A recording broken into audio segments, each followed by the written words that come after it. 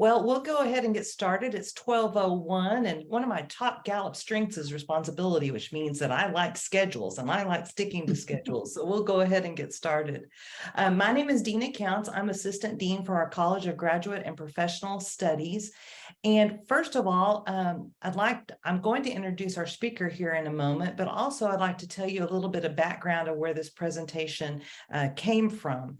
A couple of weeks ago, Dr. Nanette Glenn, our dean of our college, got all of our undergraduate program directors together to go through some training and have some discussions concerning authentic assessment as well as RSI. And what happened as we were going through that, we realized how this information that we were learning could help improve our classes as well as our teaching. One of the things that's significant is that the federal government is bringing into July 2023, I believe is the date, they will be requiring all online programs to have regular and substantive interaction in classes, RSI. So as we talk about that today, you're going to see how Alicia talks about what RSI is, what it looks like in the online classroom, and also authentic assessment, how we can assess learning in ways besides just 2 to 3 paragraphs and written information. Because we know, as many of you are just experienced instructors, probably even more experienced than I am, that we can assess learning in a variety of different ways without defaulting to writing all the time. So this presentation that Alicia is doing with us is based on that presentation 2 weeks ago, but also a presentation she did with her adjuncts. So she's been very gracious to, when we had our previous speaker, Dr. Ben Reese, get sick this week, she was really gracious to say yes to my ask when I asked for her to fill in. But like Dr. Glenn said, I think it'll be a real blessing to everybody. So let me take a moment and introduce Alicia to you folks. Alicia Ramirez is our assistant professor and program director of the undergraduate communication sciences and disorders program at ACU Online. She graduated from ACU Abilene with a Bachelor of Science in Communication Sciences and Disorders in '97, and then also got her master's degree in speech and language pathology from TWU in '99. Her clinical fellowship was completed in the Birdville Independent School District, and she went on to become Teacher of the Year at the Richland Elementary after only her second year of employment there. And she was also the first speech language pathologist in the district's history to attain that title. So following her career in education at that time, she entered the world of pediatric home health in 2003, and she spent 17 years in various roles, including a feeding specialist, supervisor, lead speech pathologist, and currently she's working on her PhD in education with a concentration in special education at Regent University. Her dissertation topic and research interests are language development, assessment, and intervention for English language learners with speech and language impairments and ethical considerations for culturally and linguistically diverse populations. So she lives in Dallas with her husband, Chris, and they enjoy spending time with family and walking their 3 dogs. They're on nature walks. But also to give you a little bit of my experience of interactions with Alicia, she is one of the most kindest and joyful people that I know. She so deeply cares for her students. She encourages me to be a better teacher. So with that, I introduce Alicia. Well, thank you very much for that. I appreciate that introduction. Let's get started. I'm going to share my screen here. Make sure you guys can see what I see. And see, yes, there. You guys see my presentation? We're good. Okay. All right. So today I'm going to talk about authentic assessment and regular and substantive interaction, the secret ingredients to effective online instruction. And first of all, let's look at what students online want from their classes. They want, first of all, an instructor who's visible and interactive. They want a course that's relevant with meaningful learning. And as we go through these, I want you to think about, in which of these do you excel? We all do probably a little bit of all of it, but really think about times in your class that you know that you excel with these wants of our students. They want consistency. So that means that you're posting regular announcements at the same time every week. Maybe the first start of the week on Tuesday morning, you're doing your lectures, your announcements, and they know to expect that. They can look online and that's where your students go and they know that it's going to be there. They're also wanting consistency with grading, making sure that you're getting your grading in a consistent timeline after they submit it, so that they know they can look at that, whatever feedback you give them, and they can use it the next week. And organization, of course, we want our classes to be organized, and personalization. And, you know, when I first came on, I did my training with Dr. Counts, and she showed me her welcome video, which helped me so much. And in that, she, of course, put information about the course and what they should look forward to, but she also put information about her family and her girls and a vacation that they went on, I think, and what some of her hobbies were.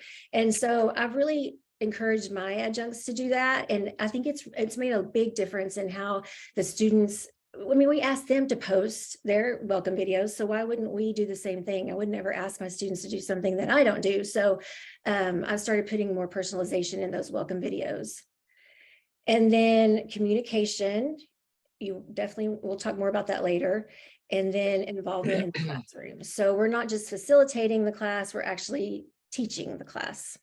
So think about these, and in the side little chat, tell me which one of these do you really excel? What do you feel like you do well in your class?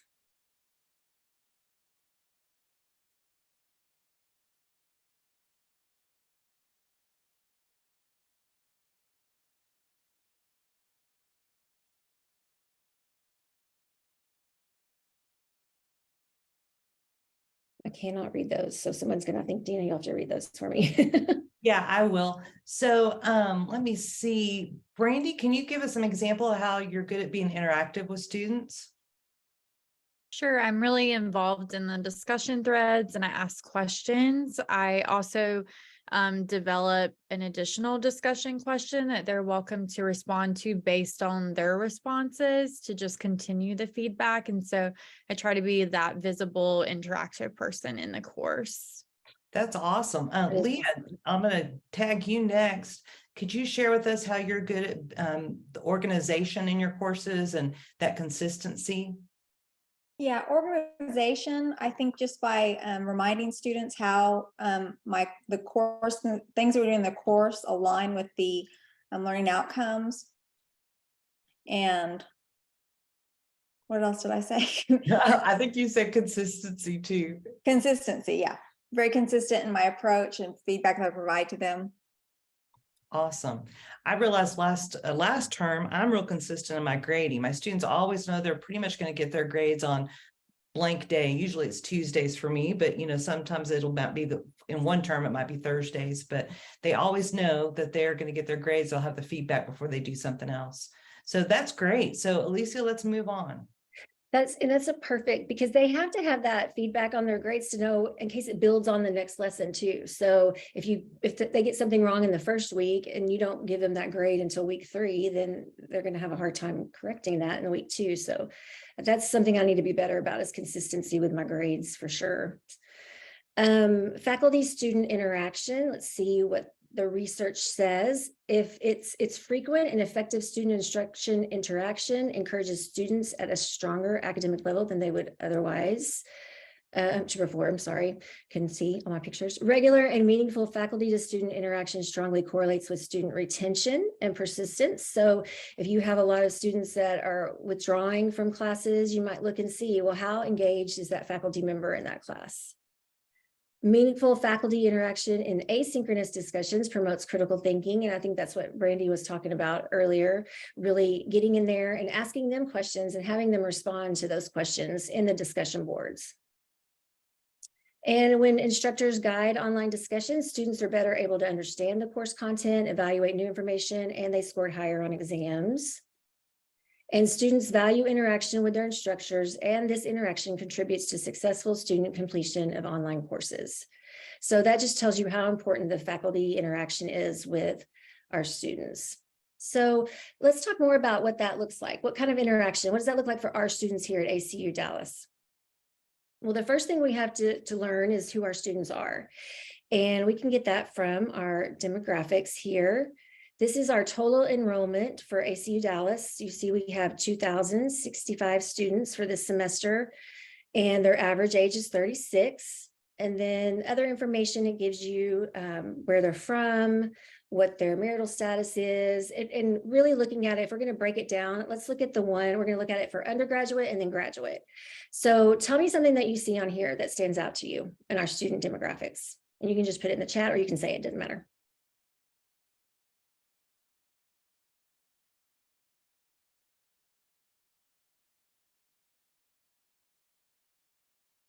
It looks like on the denominations that we have a lot of students that don't really identify with the denomination. They just kind of identify as Christian, or they don't report it. And This that is- was surprising to me, looking at since we are affiliated with the Church of Christ, 20 students in our whole program in the undergraduate department. There's only 20 of them. So we have to think they're not going to have that same background as you have when they're doing some of those vocational formation assignments. They're not going to have maybe that deep understanding, or maybe not have had experience really talking about it before. Anybody notice anything else? Brian noticed that there's lots of females, and Megan was talking about how there's varied levels of transfer credit. And this is all the undergrad, right? Is this the undergrad? Yes, this is just undergrad. Yes. Graphics. Okay. And then, too, looking at you see that if you come over here to previous education level, how many are coming straight from high school? So if the average age is 32 and they were in high school at age 18, that's 14 years that they haven't been in school. So we have to think about that when they're coming in and they've been in an occupation where nobody writes essays all day in their jobs. So this is going to be their first time that they're writing essays again. And so it's not going to be perfect. And we may have to coach them along the way with that.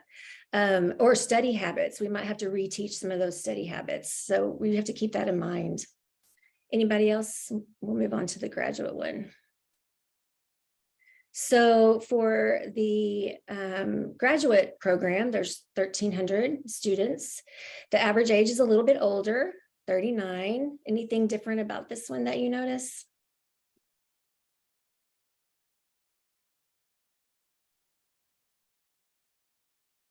Randy said most seem to be married.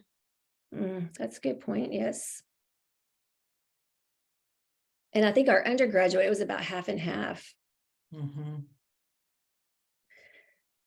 And, you'll notice too, all the different ethnicities and races that we have that we really have to keep in mind too, looking at this as a whole. How are we going to make sure that our instruction is catering towards, maybe the gender or the age? Do people learn differently from different cultures, different age ranges? And so that's what I wanted to explore just a little bit, looking at how our students learn. And so just keep in mind, the point of these next few slides is that our students learn differently. And as the leaders of the learning in the classroom, we have to adapt our instruction to whatever the needs of our students are. So if we look at younger learners versus older learners, and younger up to 25, because that's when the brain really, they say, stops developing. It's not still malleable as it was when we were younger. Is it going to be different than what our older students are bringing to the table? So looking at younger students, they're in search for personal identity. They're going to really dive into some of those vocational formation things. They're still learning about themselves, and they may give a lot to those assignments. They're in need of activities that meet their needs and learning expectations. They also need more support from their teacher, and they need that constructive feedback. They need the teacher to build bridges between the syllabus and the real world. How are they going to use this information that you're teaching out in the real world? And then they can learn abstract issues and do challenging activities. So how is that different than our students that are 26 and older? It's not really a whole lot different, except that I think our older learners, they come in with experience. They have an understanding of their learning objectives. They like to be independent, rely on themselves more. We need to really respect their diverse experiences and their opinions, and make sure that we're listening to their experience. And then the key point here is that adults learn at various rates and in different ways according to their intellectual ability, educational level, personality, cultural experiences, and cognitive learning styles. So the whole gist of this really is that, went too fast. That, oh my goodness, I don't know how I got into that. Sorry, guys. Don't know where that came from. Trying to get out of it. Hold on. If I get kicked out, I'll get back in. Sorry. Oh, it happens to the best of us. It's My the world of goodness. I don't even technology. know what this is. Oh, wait, now we're all out of it again. So let me get back in there.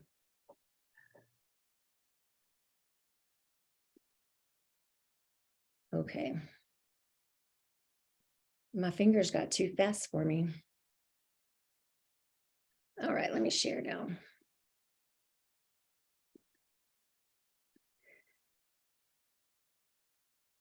Thank y'all for being patient. 1 second. Okay, so the whole gist of that really is that students, that the studies found that learning is largely unaffected by your age. So however you learn as a teenager is pretty much the way you learn as an adult. So it's not really the age that affects it, but rather more our experiences and our culture. So we look at this, and some students might value accuracy in their work, while others value independent thinking and independent work. So you're going to have those students that really thrive on those independent assignments. But on the contrary, there's going to be some that really thrive on cultural experiences and community and really doing group work. So you have to think when you're putting your work together, and maybe in the future thinking about how we're going to introduce some topics, really incorporating more than just the discussion and essay, because not everybody learns that way. And some students will self-advocate, they'll initiate contact with the professor, even though that's not really their responsibility. We should be initiating that contact. We should be giving that first contact with the students, either through email or calling them, or just making them feel comfortable with us. Others are respectful of authority, especially in education, and they may not self-advocate. They take your word as final. And so if they maybe think that they were unfairly graded on something, they may not come to you. Whereas others might come to you and say, look, this is where I got this answer. I think this is the right thing. So we can't automatically, especially if they're coming straight from high school 14 years ago, that they're going to know to self-advocate. So that might be something we have to teach them.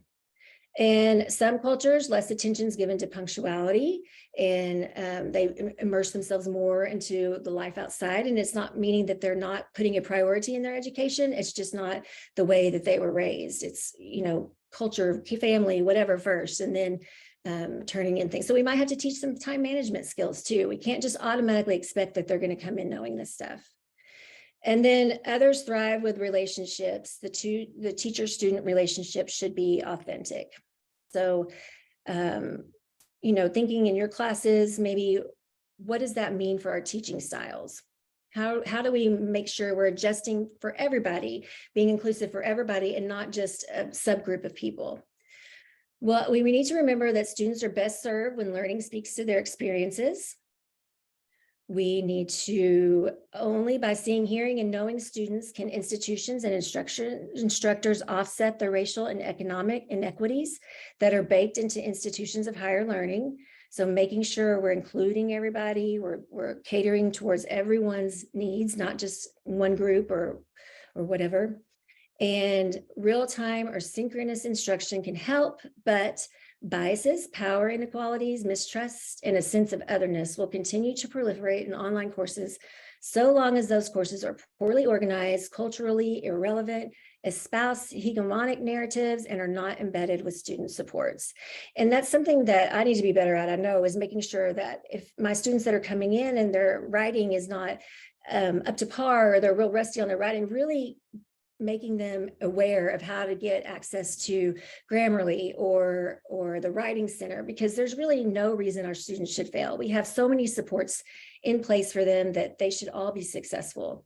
So we have to recognize that, though, and make sure that we're pointing them in the right direction.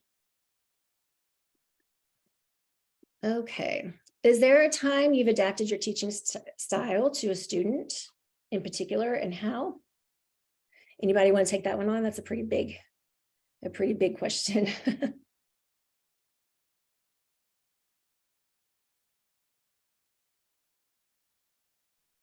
One time I had a student in class, and he was always asking me to do videos on assignments, to explain through a video. And after looking at his writing, I was like, in the back of my mind, I was thinking he may be dyslexic. So I just started in a lot of my, whenever he was in class, just making videos for him of the assignments and the discussions and explaining it and posting it for everybody, of course, because I'm sure there's other students who want that. And so that's how I adapted to that student. That's a great point too. I had reached out to one of my assistants that used to work for me in the school district. She was here from Mexico. She was the first generation of students to come in. And she said the hardest part for her in online classes was everything was written, and she wanted more visuals and more videos. And I didn't really think about that, but I was asking her, what can we do online to really improve it for, some of our non-traditional students? And she said videos and presentations, giving presentations. She loved to give presentations, but always hated sitting down and writing because it was so much harder for her because English wasn't her first language. Mhm. Anybody else have any great? John commented, it depends on the philosophy of regarding your target population. Stephanie noted that offer flexibility for certain assignments. And I tell you what, John, can you give us a little bit more in-depth feedback on what you were talking about on the philosophy regarding the target population? Yes. So whenever we were hiring faculty in the past, one of the trick questions during the interview was, who do you teach to in the class? And people would give all sorts of answers, well, the people who are getting A's don't need my effort because they're already getting A's. So I'm going to teach the people not getting it. And other people were the exact opposite. You have to teach to everybody. And I think you have to change. The example that comes to mind is I had a woman many years ago who thought she was doing the right thing and making, hundreds of index cards to memorize all this information in microbiology. And it turned out that wasn't how she learned best. And so we sent her down to the counseling center, and they actually talked to her about using her personality to devise a way for her to study best. And she came back to me and said, this is how I learn best. And so we just changed, I would meet with her routinely and alter how I did things so that she could understand it. It's great that you recognize that too, that's what she was doing, and that you got her help right away. That's awesome. Anybody else? Good points, good examples. Okay, so now let's talk about active learning and authentic assessment. I'm not the expert. I'm just going to put that disclaimer out there. In fact, if you guys were with me at the program directors meeting a few weeks ago, you know that I was probably the one that was the most scared of this. So, like everything in life, I dive into it and I just do it all or nothing. So I've kind of really taken a hold of this and realized that we do so much of this already. We just didn't have a label for it. We didn't know that this is what we were doing. So think about that. And I want you, as we're talking about some of these things, for you to think about what you do in your classroom that's already active learning or authentic assessment. So active learning is just modern pedagogical practice concerned with the idea that people understand a complex topic better when they're active participants in the learning process. Well, duh, yeah, that makes sense. And then it considers the authentic assessment. It considers how pupils self-regulate their own learning, and in so doing, make complex decisions about how they use feedback and engage with the learning priorities of the classroom. And in graduate school, we all talked about metacognition, and that's exactly what this is. Just thinking about how you think and thinking about how your learning is going to affect you in real world experiences. So looking at authentic assessment, it occurs in 5 steps. You have a pre-survey when you're finding out from your students what they know about the topic that you're introducing. And then you have all the stuff in the middle of that week where you're doing tests and discussion boards and essays or whatever assignments you have. And at the end of that week, you're going to want a post-survey to see what they've learned and compare it to the pre-survey. So you have the pre-survey and the post-survey, and then everything in between. So what are ways that we can do that in a class that's already built for us, that we don't have a lot of ways to change around? How can we really put a pre-survey in? What can we do to make that happen? So let's see, let's look at the first, like if you're looking at your weeks, and I don't know how many of you guys go in and then look at the learning outcomes for that week, but they're always at the bottom of that first page where the introduction is. So I just picked one of my courses and I see that there's 3 learning objectives for this week. How am I going to see what my students know about these 3 objectives before we get started? Well, thanks to Brandy, I learned about the Jamboards, which are a fabulous way to do a pre-survey. And I will just put in my announcement for the week, hey, look at this Jamboard and reply. And that's most of the time, I don't have a problem getting student interaction with it because it's a really simple Tell me what you know about how to become an SLP and what they do, speech language pathologist. And so my students just put up here very generic, you work in a hospital, you can become a speech language pathology assistant. They help kids with their lists, people with brain damage, just generic things that everybody on the street probably knows. Well, I want to turn that into, I want them to know way more details about each one of those things. So I do all the assignments in the week. And at the end of the week, I'm going to go in and see if that's changed. And if that's changed, that's great. I'm doing my job. But if they're still telling me it's just this generic stuff, then I know I need to rearrange what I'm doing probably. So at the end of the week, I'll do a little Jamboard at the end, which is the same thing. And you can see how much different it is. So now they're saying that you have to work in the field 3 years before you supervise. Your grad school is competitive. They've learned that you have to get your certificate of clinical competence through continuing education, maintain it, all these great things. They work on executive functioning. Just you can tell how this is so much different than that pre-survey that I did when they didn't really have a whole much knowledge of how to do what we would do. So that's one way that you can do a pre-survey. And I have them put their initials out beside it at the end so that I know that everybody responded.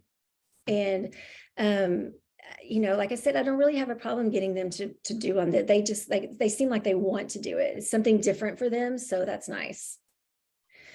But other ways that you can do the pre-survey could be the KWL chart you could post in your announcement, what you know about the subject, what you want to know, and that they at the end of the week come back and they fill in what I learned. And this can be easily accomplished through a Google slide. You just share it with them here and they get access to it. Make sure that you are letting them be editors and they can post in here whatever they know, what they want to know, what they've learned. And I'm not sure, I probably should tell you how to get to the Jamboards because I didn't know that and I had to reach out to Brandy. But just in those little dots that you have by your mail or whatever, there's those 9 dots and you click on it. And if you go all the way down to the very bottom, the Jamboards are on there and you can just build your own Jamboard. Another one that's a lot like that is Canva. This one's kind of nice because it gives you more opportunity to do different things. So Canva, you can use their templates. You can make a flow chart that's interactive with your students. You can have just a blank one that you just fill in like text. You have different texts that you can use to write things up here. You can download information. There's pictures you can upload, whatever you want to know about what the student already knows, you can put in here. And then you share it with them, put their name in here, their email address, and then give them the editing permission. And then you post this in your announcements and they can get right to it. So those are just a couple of fun ways to do the pre-survey and post-survey. Does anybody have any other suggestions that they might use in class for pre-survey, post-survey?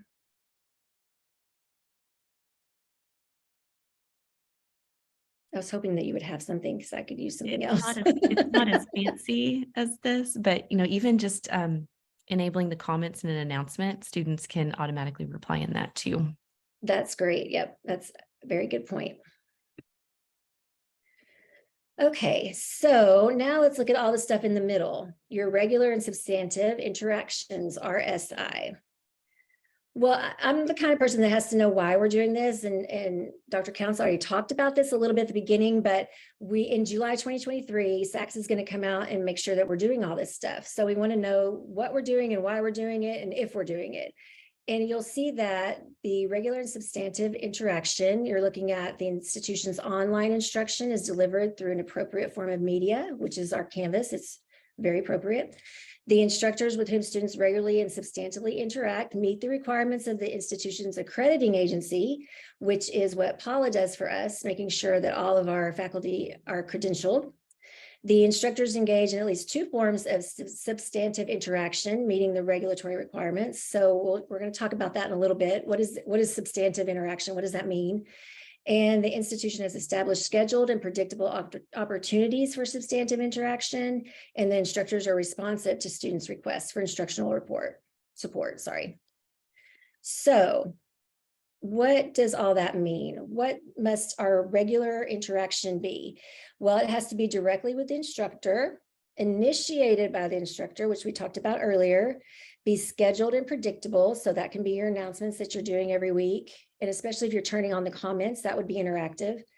Be academic in nature, relevant to the course, so that you're not just posting something up there about your vacation to Mexico or something, I don't know, which would be nice.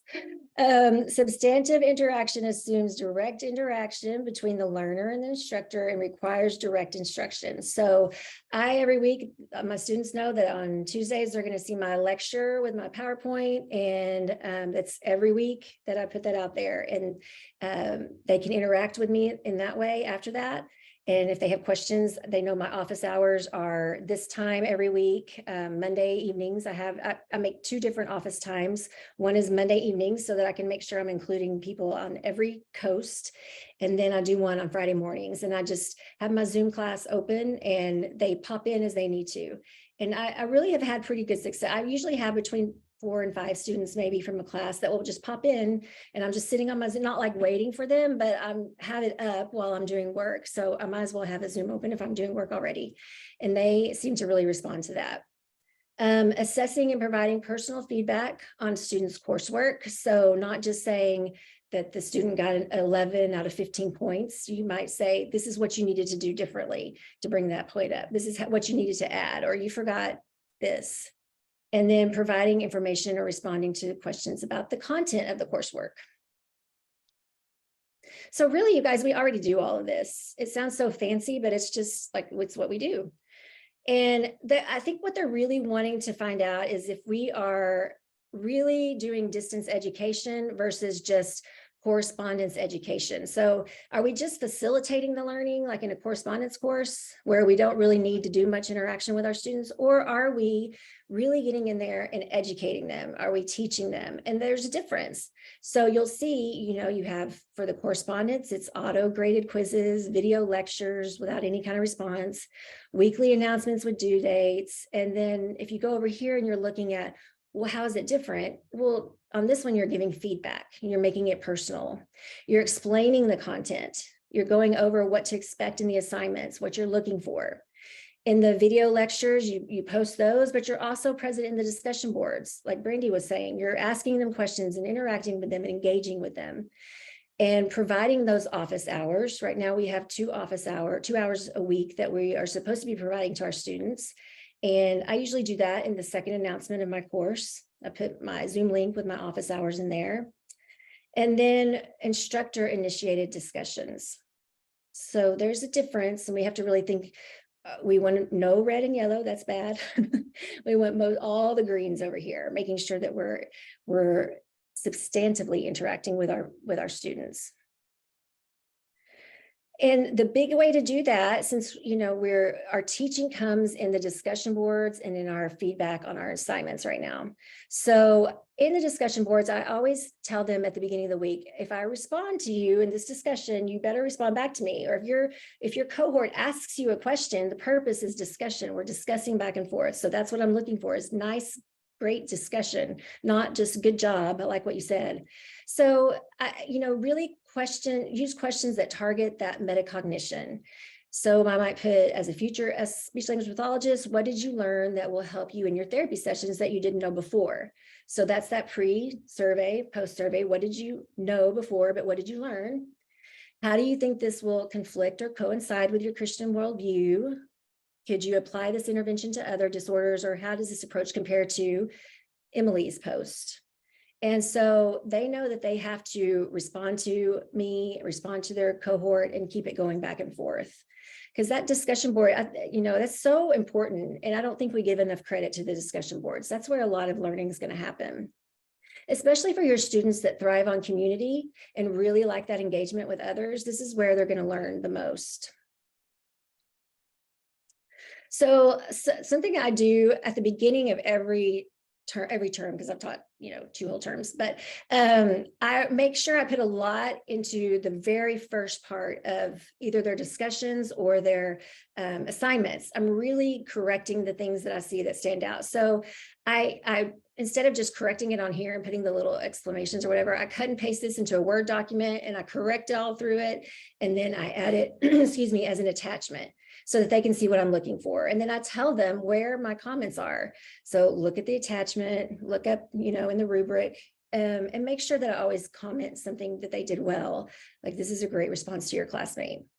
So by the time this student is at like week 4, she knows exactly what I'm looking for. And by week 7, this student was a really good writer, but it took a lot of effort in those first few weeks to get her there. So for your grading, this is where you do the rest of your teaching. Personalize your feedback, ask questions to get them thinking about their work. Like, what one piece of new information surprised you the most in this assignment? How could you use this information when you're working with students with whatever articulation difficulties? And then what do you think you could do that would have brought your grade up to a 90 or 100, so that they can start thinking about how to change what they were doing to get better results? And oh, did I miss one? I think I might have missed one page. Yes, so there is a whole website at I think this is the University of Illinois, maybe, that tells you all these different things you can do to make your interactions stronger with your students. And it gives you things like debate, brainstorming, gives you more ideas for brainstorming, like the Jamboard, using case studies to make them more connected to what they're learning so they can use it outside of class. There's one on here that's like a web scavenger hunt that looked pretty fun that I haven't tried yet, but I'm going to give you guys a link to this page, and it'll show you all these different things that you can do that will help facilitate some of this interactive stuff. Okay, and then just looking at when they turn in an assignment, we'll start up here. Make the learning applicable. Why are they learning this? This is the biggest thing that all of our adult learners want to know, especially online. Why am I learning this? If some of them are coming in already in an occupation that they're working in, maybe like with nursing, and they need to be able to take what they're learning and apply it to their job. Give examples of a time in your practice when. I bet John's classes are very interesting that way, because I'm sure you have lots of good examples of stuff for yours. Labs and case studies help generalize what they learn. I taught the speech science class that I was terrified to teach last term, because the people in Abilene that teach it were like, oh, you're teaching speech science? And I was like, yeah, oh my goodness. But I got into it, and the class was so well organized, and it was labs and case studies, and it was really a lot of fun. And I was learning again, having to relearn some of the stuff that the students were learning, but it was so great because it was real life application to almost every assignment in there. So I can tell now that I went through that class and taught it. As a student, I would be very excited to finish my work in that class, and I wouldn't be late. I hardly had any students late with any work in that class, because they were all excited to get to the next assignment, which was fun. And in your feedback, ask them a question, reassign. You can reassign the assignment if they miss something big, and let them fix that. That's how they learn, by correction. So these are just some things you can do. We'll make sure we get these handouts to you. There's also a free webinar that you can watch. It's about an hour long, and it talks about all sorts of RSI things from all these different people at universities that have been implementing this now since the start of online classes. Now, just a real kind of, not that I am the expert, but I can just show you kind of what I do through my announcements in my courses. Talked about, let's see. So that first week, I'm posting my welcome video, and this video has, excuse me, all sorts of that stuff about the class, but at the end that I go into my family, and that I quilt for a hobby, which is shocking to probably some people, but I don't cook, but I quilt for some reason. I don't know how that works out. And that sparks conversation with some of the students outside of class, and they get to know you, and they get comfortable with you. And then that next announcement, I'm posting my office hours. Every week, I'm at the same time, that Tuesday, I'm posting my announcement. I'm doing the lecture. I'm giving them the highlights for the week. And this past class, their vocational formation was very touching. All of them gave me this great information in their vocational formation week. And so I just thought, I always say I would never ask my students to do anything that I don't do or I wouldn't do. So I posted my response to that same vocational formation question. And so they gave me theirs and I gave them a little bit of my experience with that. You don't have to do that, but I just really felt compelled to do that because they were really giving me some great stuff. And I thought I would just take a break from that and I would give them some of my experience with it. So that's how I do some of that interaction with my students via announcements. I'm sure you guys probably have some other great things that you're doing. Anybody want to give me an example of some good substantive interactions?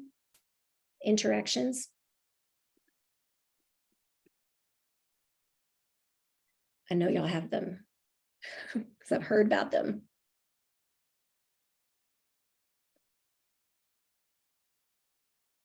I make a point to watch all of my students' intro videos and respond to each one so that I can learn more about my students and what professions they're in. And I love kind of like you said, I love learning about their hobbies and we can connect better that way. But I always try to get every video. That's great. That's my favorite part of the course is that first introductory video when you get to learn about your students. And that's how that's how you're going to learn how they learn and what's important to them and how you're going to teach to them. So that's great. Thank you. Anyone else? One of the things I do, because I think a lot of our students just need to connect with me or connect with the instructor, is I'll do audio or video feedback week 1 or week 2 for each student, just so that they can get to know my personality, they can hear my voice, they can hear my care and concern for them. And it's just a way for me to try to connect outside of just a written feedback. And that's great because that's your interaction. That's you initiating that personalized one-on-one interaction with them. I haven't figured out how to do the audio yet. So you'll have to show me that sometime because I tried doing it on someone's assignment and I couldn't get it to work. So that's there at the bottom of Canvas, on the speak rater, there's the comment box, and underneath that there's 3 buttons. And I think it's the middle button. If you push it, it asks you if you want to do audio or a web, like use your web thing. And most of the time, if I don't have makeup on while I'm grading, I just do an audio. That's great. Thank you for that. That's good information.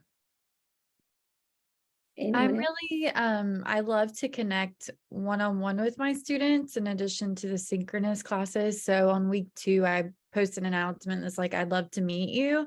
And I do a Calendly link where they can schedule a 15-minute meeting, like not this huge amount of time, but kind of the ability to talk with me and develop that relationship early on so that they can learn self-advocacy. They can know I'm a real person here to help them through the course. And so I do extend that invite every term, and not every student signs up, but a lot do. And they're very thankful to chat live with their faculty outside of that group synchronous session. So that's something I really look forward to, honestly, is stacking my calendar with that, with those meetings. We have that for free, Calendly, or no? You can do a free booking link with Calendly. That's good. Anybody else want to throw anything in there? Not all at once. As you're thinking about this, though, I'm sure like that whole RSI sounds so technical and oh my goodness, are you doing it? But we really are doing so much of this already. It's just, we didn't have a name for it. So really just thinking about how you can personalize learning and engage them in ways that are going to be meaningful to them outside of class. That's the biggest thing that you need to remember. So like I said, we're really doing most of this stuff, just making it an intentful. This, as you're looking at your classes and your courses, making sure that all your students are interacting. And if you have that student that you haven't heard from, well, reach out to them and keep reaching out to them, because they may not respond the first time because, maybe they have just great respect for you and they're intimidated or whatever. But doesn't mean that you just stop. It doesn't mean that they're being disrespectful because they're not responding to you. It's just a different way of thinking about it. And all of our students are here to learn. Not a single one of them don't want to learn. So we need to do our best to facilitate that and make sure that they are learning in our classes. All right. Does anybody have any questions? I have some help with the answers. I'm going to call on Brandy and Dina to help me if y'all have questions. Hi, I don't have a question, but I do have a comment. My name is Trinette, by the way. This is my first course that I'm teaching here at ACU, and I'm Awesome. excited about it. Good. But I just want to say thank you so much for doing this. It's very enlightening, and I love how transparent you are as you're presenting to us. You know, many times we have presenters in different realms of business who are like, I do everything perfectly. But I love the fact that you humanize your presentation by saying, you know what, I need to work on that more. I need to do it. So I appreciate that, because it makes me feel like, well, it makes everybody feel like, oh, I'm not that much of a slacker. So I'm not in this by myself. So thank you so much for this. It was very informative. I'm glad. Good. I'm glad you're here. But was I that good? You don't have any questions? No, that is not the truth. Oh, thank you. Thank you. Okay. I just have a comment. I want to thank you so much for sharing with us. You know, when we were in this working session, and you know, you were sitting right by me, and I thought I'd look over and your eyes were glassy, and you're like, oh no, you know, it was a little bit overwhelming. It was a lot of information, but I think that you have captured so well what you are already doing, what most of us are already doing in the classroom, and I appreciate it so much. It is, even though this regulation is something we have not heard, Dr. Counts and I were at a conference in January, and we were at dinner with a young lady, and she was talking about the new regulation, and I was like, what regulation?